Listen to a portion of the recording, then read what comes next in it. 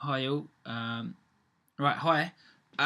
So this video, I'm going to talk about the idea of gender equality in women in sport, and I'm just going to highlight some of the key themes that you might look at, some of the key flows, and some of the key ideas. I just want to start off with, I think this is probably going to be quite a popular one, because I think people all seem to have some relation to this, and some understanding of the inequalities that may be there. Now, what I want to say is don't try and discuss everything, because by trying to discuss everything, you're going to lack depth and clarity of your argument. The other thing I'm going to say, like I'm saying in all the videos, is make the points, make the discussion points you want to make, and make the focus based upon those, as opposed to trying to make discussion points based upon theory. Okay, if you bring in theory, we've got the different ideas of feminism here. Fantastic, bring that into support, but don't get too bogged down in trying to let that drive your writing. The main thing that's important is that you can integrate, that you can make strong discussion points around different areas. Okay, now we've got kind of this idea of inequality of pay being one of the things you could discuss. Key ideas which support that. Well, economic capitalism, popularity, governance, media, all of these ideas say, well, we can make that argument for and against globalization being used as a tool to offer equal pay, and whether that is right. Now, there's a lot of arguments to say, well, women should receive equal pay. One of the biggest arguments is to say that actually, no, they shouldn't receive equal pay because it's not as popular. Now, for you, that then creates an interesting topic you can discuss, because in this global society, why isn't women's sport as popular as male sports? Is it that the media and the other sources socialise us to appreciate masculine forms of the game more? Is it that when you read through the media, there's less exposure to female sports, therefore people have less of an interest in them, therefore women then receive less pay? And if so, why is that? So I think these, it's a theme that you could kind of run with and you can kind of discuss really. And then I think it links into the other potential thing we're talking about, is representation in the media of females, and some of these discussions about sexualization and females who are paid good money. Is that because of their physique? Is it because of their appearance? And it's very much tied into these ideas of media flows. Now, without globalization, would that have occurred? But at the same time, are we in a position where, hang on, we get quite worked up about some of these inequalities, or we can make arguments about these inequalities, about how women are represented and so on. But if we were to look at sport 10, 20, 30, 40, 50 years ago, do women get the same representation? Now, actually, we might argue that women now maybe have a slightly better representation than they did a certain time ago, and that what was possibly seen to be acceptable and how they were portrayed has maybe changed in the media, and that it's a lot less acceptable to sexualise sportswomen. Okay, so that's maybe some of the arguments we could make. And there's a whole field of literature out there that you can touch upon to look at that really. Now, role models and challenging stereotypes, I think, is another good theme you could look at. We could look at how certain women have been portrayed, and certain women have challenged stereotypes through the media, through exposure at the Olympic Games, and so on.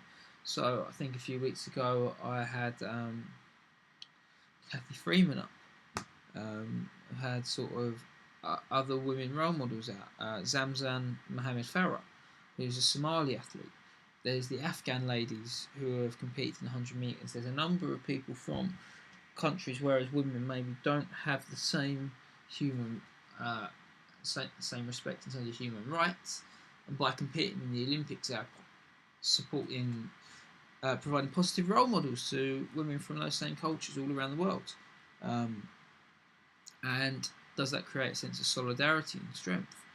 Um, or is that a crudely functionalist argument to make that just by having this role model here, does it really influence me? Or does a role model really need to be somebody in my community, somebody I can relate to, somebody that I've got a connection and a link with?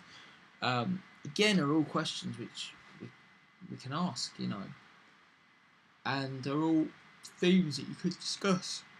Sorry, pardon me. Throughout. So that's something that I wanted to highlight. Now, there are potential themes, but there's a lot more potential themes in terms of women, gender equality in sport. And again, there's the whole discussion about equity and equality. Liberal feminism. Women should have exactly the same treatment as men. Radical feminism. Women should get better treatment than men, to a degree. Kind of not quite that simple. But this is the idea of the Rooney Rule we talked about. Is it equality or is it equity? Do we need to make unfair policy for it to be fair?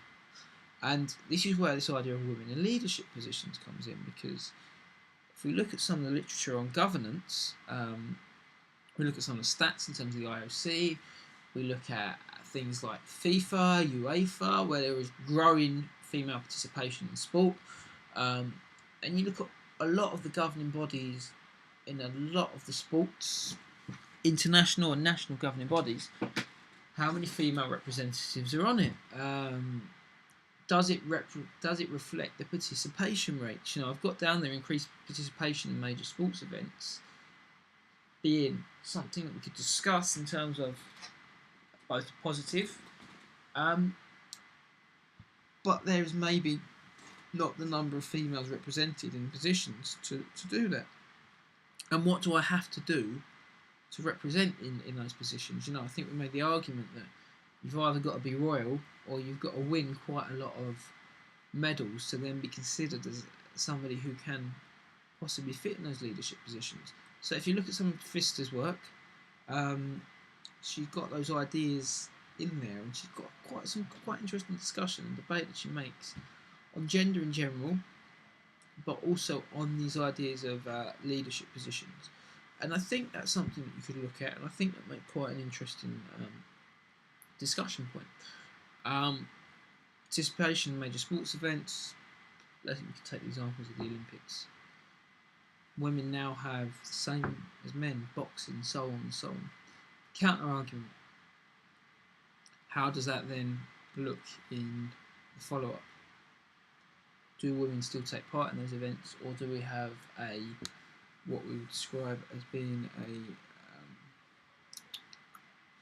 patriarchal society, whereby yes, there was a build-up before the Olympics, but now it's still male-dominated in many sports. Now the final idea, which I think is an interesting one, is this idea as sport as a tool for women's rights in the developing world. It's not just the developing world, but particularly this seems to be an area which is of specific interest. And again, I think it's this idea of informing and educating women and fitting in with those Millennium Development Goals, and using sport as a tool to do this.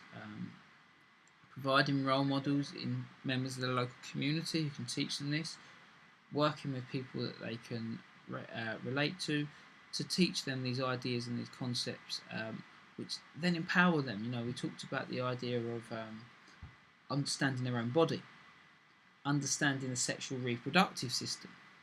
Now, in some parts of the developed world, that's kind of not understood completely. So by taking part in sport and teaching other aspects, is this improving their human rights? Is this something we can talk about? There's a number of different projects that we could look at. Go Sisters is a project that comes up a lot. The stuff by the World Netball Association in India that we focused on in Tess K's articles, again, they kind of provide some qualitative measures to give an understanding of the impact that sport can have on this human level. and that globalised sport can have on this level. Now, I think potentially, and I've put this slide up again, your best bet a lot of the time is to refer to feminism. And feminism as a social theory, try not to confuse it with the political movement, basically says that society is male dominated and that men dominate society, and therefore people behaviours are reproduced in the tastes and in the shape and desire of males. Okay. Now within that, obviously, we've got these different ideas of feminism. I'm not going to go through and talk through all of them, but I think your best place to look is in Dominic Malcolm's book, the Sage Dictionary of Sport Studies, because it provides quite a succinct description of these. I would then possibly only think about applying one or two if they really fit in with your argument that you're making. But I think there are some strong arguments to be made from feminist perspectives regarding how globalisation has both empowered women in sport, but also to some degree just continue to reproduce inequalities, but on a larger scale. Especially when we talk about things like the pay differential. Okay, so that's kind of a starting point that you could go to from there with me. So yeah, hope it's been helpful, and any